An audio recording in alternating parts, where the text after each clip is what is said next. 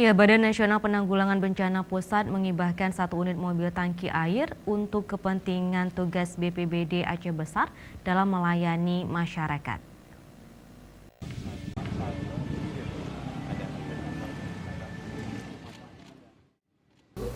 Pesujuk mobil tangki tersebut dilakukan Wakil Bupati Aceh Besar Tengku Haji Husaini Awahab di sela-sela kegiatan silaturahmi buka puasa bersama dan santunan anak yatim di posko induk BPBD Aceh Besar di kawasan Sibreh, Kecamatan Sukamakmur, Senin sore.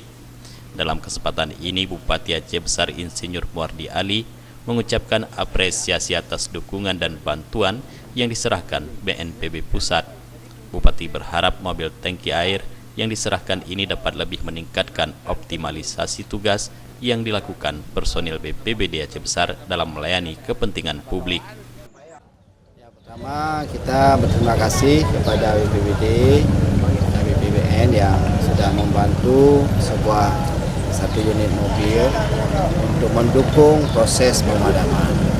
Aceh Besar sebagaimana kita tahu bahwa memang kita memiliki luas sekali, daerah yang sangat luas, yang rentan kendalinya sangat jauh sampai ke Lung, sampai ke Maslawa, kemudian Akung Raya sampai ke Pulau Aceh. Jadi BPBD ini memegang peranan yang sangat penting ya, karena memang kita memiliki daerah yang sangat luas, memegang peranan penting dalam mengatasi berbagai kebencanaan, khususnya bencana kebakaran.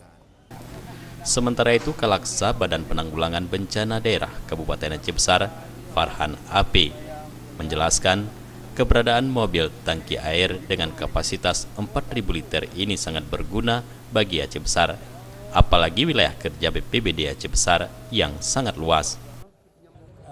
Untuk saat ini wilayah Kabupaten Aceh Besar punya 8 WMK, wilayah manajemen kebakaran.